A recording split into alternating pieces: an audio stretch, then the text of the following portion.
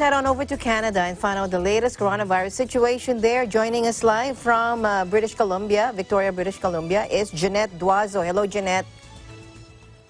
Hi, Alma. Hi. Hello, hi. How are And you hello to all doing? our Good to viewers. see you.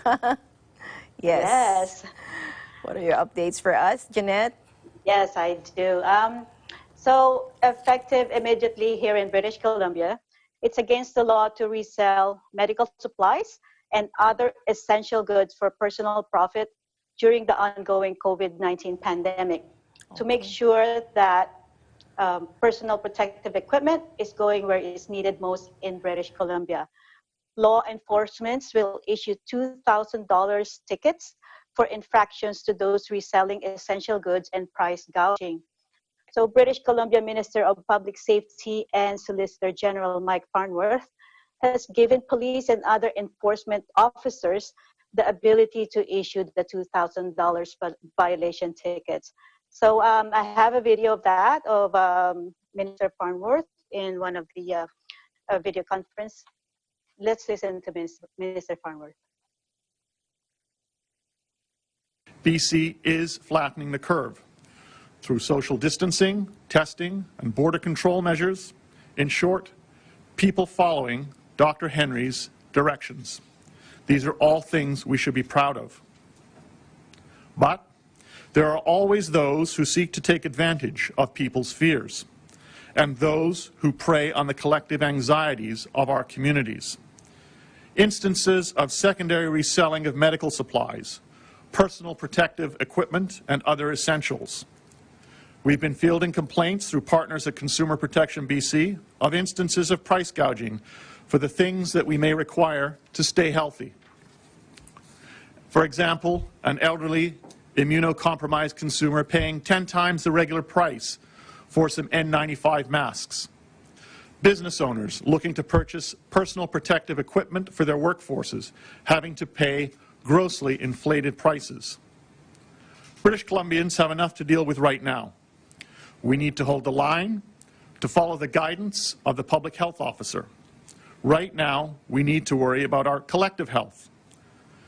That's why, effective immediately, the province is enabling police to issue $2,000 violation tickets for these shameful practices, for price gouging and the reselling of medical supplies and other essential goods during the ongoing COVID-19 pandemic. The province is also calling upon enforcement staff from local government and provincial ministries to support enforcement by issuing these tickets for the duration of the current state of emergency for the COVID-19 pandemic. This includes municipal bylaw officers, liquor and cannabis inspectors, gaming inspectors, conservation officers, park rangers, natural resource officers, community safety officers, and commercial vehicle safety officials and sheriffs. These measures are in concert with the federal government's April 14th announcement, which allows local and provincial police forces to issue tickets to returning travelers who do not comply with the requirement to self-isolate for 14 days under the Federal Quarantine Act. We are also engaging Consumer Protection BC as a foundational partner in the province's response to price gouging. Consumer Protection BC will be the first and main point of contact for all price gouging of essential goods and supplies, and they will ensure those complaints are resolved appropriately in coordination with the police and other enforcement officers.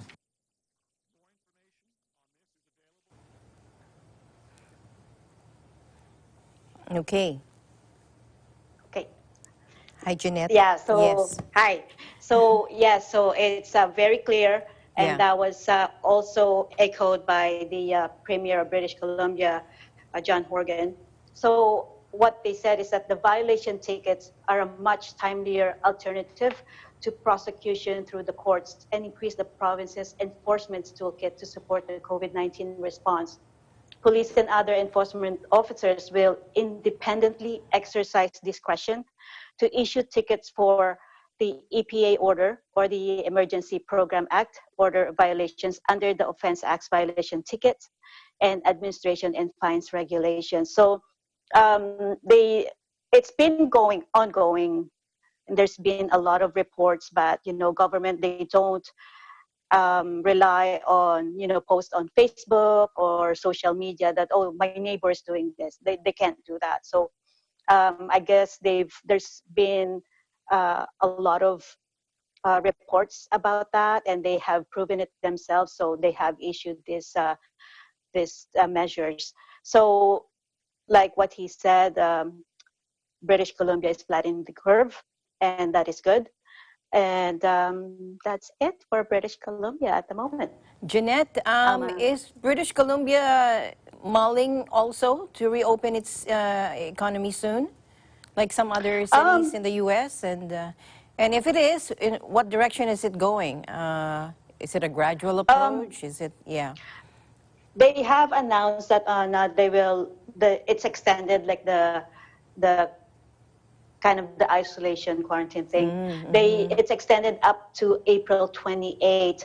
And then Okay. if I remember it right, I read that the border is still going to be closed, open only to essential um, services between Mm-hmm. the Canada and US for another 30 days. So it's going to be closed for another 30 days. Mm-hmm. Okay, so much of the measures would still be in place in case Yes. it does decide to reopen. Okay. Yeah, and also I have spoken to some parents Oh. that there's some issues, or that there's some updates from schools that it seems like it's not official yet, but it seems like school will be, for the regular schools, will be continuously be closed, and it looks like they're gonna open in September. So the new school year Mm-hmm. in September, that's when they're going to open the schools. But for now, at home as usual for the children. Mm-hmm. But homeschooling is continuous, right? Yes, that's for me and my son. It's homeschooling, but Yeah. they have they have given us a little break, Mm-hmm. so they're a little bit lax on asking for reports, and we were given an extra holiday week just to decompress from all the, we have 2 weeks of spring break, Mm-hmm. and then the learning consultants, they've been in contact with parents like me and say, well, we understand that there's a lot of pressure going on, we don't know everybody's situation at home, so they have given us an extra week off. Wow. And yeah, and then they have, so for homeschooling it's different timeline uh, compared to the regular schooling. So we Uh-huh. have like 4 weeks off.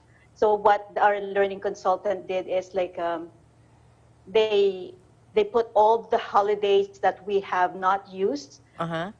towards the end of the school year, which Okay. is around May. So Ah. right now for my son, we only have 3 weeks left Mm-hmm. for his school year, whereas in regular school they're on till end of June. Wow. So lots of Yeah, time to so be together. Lots of it's a time to good do other time. Well, things. I'm always with him, but Yeah. we still have 3 weeks to go. So I never asked you, how are you and your family coping with the Uh, situation we're over there? we're doing good. Mm-hmm. My husband is getting a little bit of having an anxiety, like panic and stuff like that, Because because of the he's been on the closure? yeah, he's always been in the front line. He never, and they are in the Oh. medical health field, right? So Mm-hmm, they're mm-hmm. on, and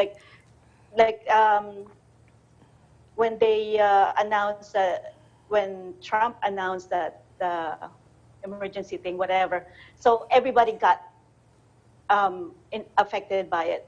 So the people are panic buying, right? So Mm-hmm. when that started, my husband been working like 10 hours a day, Oh. and it's like he doesn't take breaks. I'm like, no, you can't do that. You're gonna burn out. But they're always like that. They are in the industry that always wanted to help and stuff like that. And I said, no, you can't do that. But Mm-hmm. so anyway, so right now it's easing up a little bit, Mm-hmm. but it's still, we still have until April 28th, and we might hear something different by April 28th. Mm-hmm. So we'll see. We'll see. But We'll we'll watch out try. for that. Yeah, Yeah, we're trying to help each other, support him here at home, making, lots of vitamin D, lots of relaxing and good food, makes Yes. him feel better when he gets home.